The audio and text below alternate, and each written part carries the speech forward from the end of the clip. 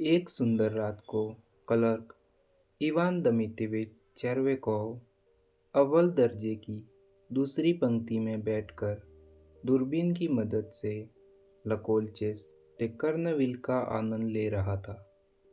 वह खेल देख रहा था और अपने को सबसे सुखी मनुष्य समझ रहा था। जब यकायक कहानियों में यकायक एक घिसा पिटा शब्द हो गया है, किंतु लेखक सही है, जिंदगी अचंभों से भरी है, तो यकायक उसका चेहरा सिकुड़ गया। उसकी आंखें आसमान की ओर चढ़ गई, उसकी सांस रुक गई। वह आंखों से दूरबीन हटाकर अपने स्थान पर दोहरा हो गया और आँख छी। कहने का मतलब यह है कि उसे छींक आ गई। यूँ तो हर किसी को जहाँ चाहे चीखने का हक है। किसान, थाने के दरोगा, यहाँ तक कि प्रिवी काउंसिल के मेंबर तक चीखते रहते हैं। हर कोई चीखता है, हर कोई।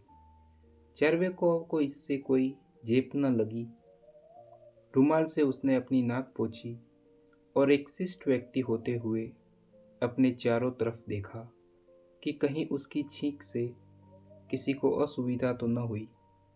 और तभी वह सचमुच चेप गया, क्योंकि उसने एक वृद्ध व्यक्ति को पहली पंक्ति में अपने ठीक आगे बैठा हुआ देखा, जो अपनी गंजी खोपड़ी और गर्दन को दस्ताने से पोंछ रहा था और कुछ बड़बड़ाता जा रहा था। चेरवेकोव ने उस बुड्ढे को पहचान लिया कि यह वह यातायात यंत्रालय के सिविल जनरल ब्रिजालोव है। मैंने उनके ऊपर चीखा है, चेरवेकोव ने सोचा। वह मेरे अफसर नहीं, यह सही है, किंतु तब भी यह कितना भद्दा है। मुझे माफ़ी मांगनी चाहिए।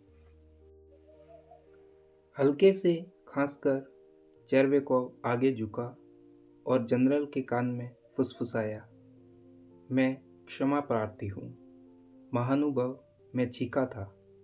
मेरा यह मतलब नहीं था कि अजी कोई बात नहीं, कृपया मुझे क्षमा कर दे, मैं यह जानबूझकर नहीं हुआ था।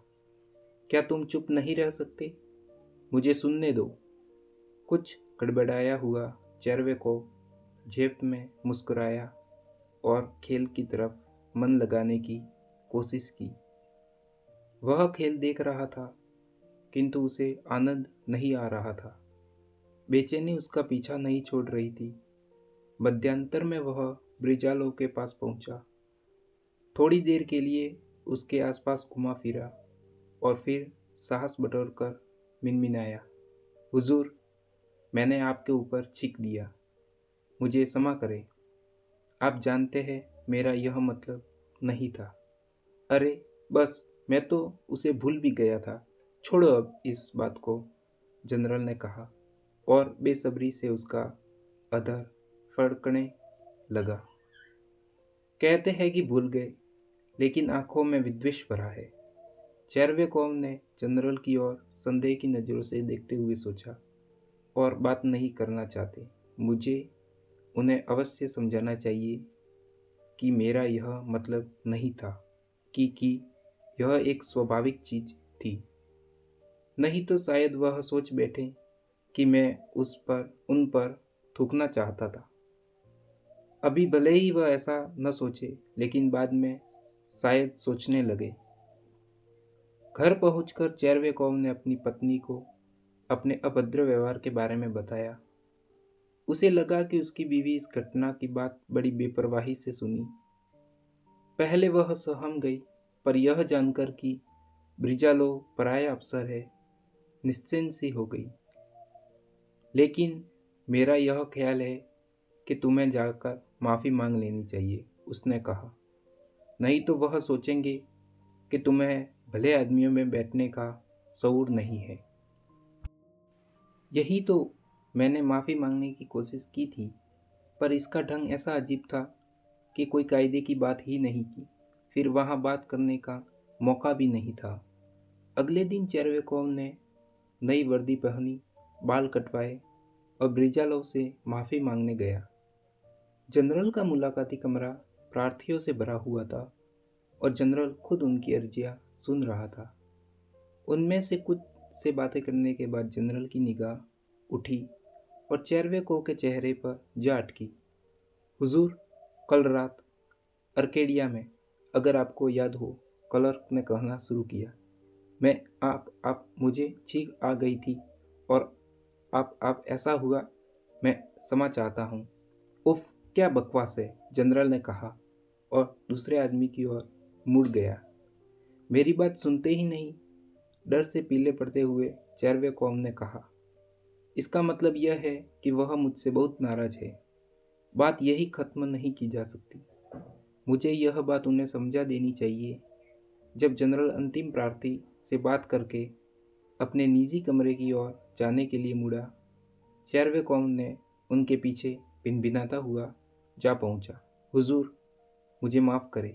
हार्दिक पश्चाताप होने के कारण ही मैं आपको कष्ट देने का दुस्साहस कर पा रहा हूँ। जनरल ने रुआसा चेहरा बनाया, हाथ हिलाया। तुम तो मेरा मजाक उड़ा रहे हो, जनाब, कहकर वह दरवाजे के पीछे छिप गया। मजाक? चेरवेकोव ने सोचा, मुझे तो इसमें कोई मजाक की बात नहीं दिखाई नहीं देती। जनरल है पर इतनी सी बात नहीं समझते। बहुत अच्छा, मैं इस भले आदमी को अब अपनी क्षमा प्रार्थनाओं से परेशान नहीं करूँगा। भाड़ में जाए। मैं उन्हें एक पत्र लिख दूँगा। मैं अब उनके पास जाऊँगा नहीं। हाँ, मैं नहीं जाऊँगा, बस। ऐसे ही विचारों में डूबा हुआ चेरवेकोव वापस घर पहुँचा, पर उसने पत्र नहीं लिखा। उसने बहुत सोचा विचारा, लेकिन वह यह नहीं तय कर पाया कि बात किन शब्दों में लिखी जाए। अतः अगले दिन फिर उसे मामला साफ करने के लिए जनरल के पास जाना पड़ा। श्रीमान, मैं कल आपको कष्ट देने की जो हिम्मत की थी, उसने कहना शुरू किया। अब जनरल ने उस पर प्रश्नसूचक निगाह डाली। आप पर हंसने के लिए नहीं, जैसा कि हुजूर ने कहा। मैं आपके पास माफ़ी मांगने आया था कि आपको मेरी छींक से कष्ट हुआ। जहाँ तक आपका मजाक उड़ाने की बात है, मैं ऐसी बात कभी सोच भी नहीं सकता। मैं यह हिम्मत कैसे कर सकता हूँ?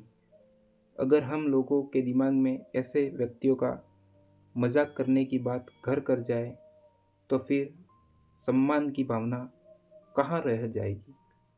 बड़ों की कोई इज्जत ही न रह जाएगी। निकल जाओ यहाँ से। गुस्से से कांपते हुए लाल पीले होकर जनरल चीखा। भय से स्तंभित हो चेरवेकोव फुसफुसाया, क्या? पैर पटकते हुए जनरल ने दोहराया, निकल जाओ। चेरवेकोव को लगा जैसे उसके भीतर कुछ टूट सा गया हो। लड़खड़ाते हुए पीछे चलकर वह दरवाजे तक पहुंचा। दरवाजे से बाहर आया और सड़क पर चलने लगा।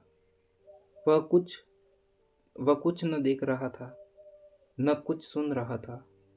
संज्ञा शून्य, यंत्र चलित सा वह सड़क पर बढ़ता गया। घर पहुंचकर वह बिना वर्दी उतारे जैसे का तैसा सोफे पर लेट गया और मर गया। क्लर्क मरा, लेकिन क्या सच में वो उसी दिन मरा? शायद नहीं। वो तो उसी पल मर गया था जब उसने खुद को इंसान नहीं, सिर्फ एक छोटा सा पद समझ लिया था। चेखव हमारे लिए चुपचाप ये सवाल छोड़ जाते हैं, क्या डर से भरी हुई जिंदगी कहलाने के लायक होती है? अगर आपको यह कहानी सोचने पर मजबूर कर दे, तो समझ लीजिए क्लर्क की मौत सिर्फ एक आदमी की नहीं थी, ये एक व्यवस्था की चुपचाप की गई हत्या थी। तो दोस्तों, यदि यह कहानी आपको पसंद आई हो तो चैनल को सब्सक्राइब और वीडियो को लाइक ज़रूर करना। हम मिलते हैं आपको एक नई कहानी, एक नई सच्चाई के साथ। तब तक के लिए शुक्रिया।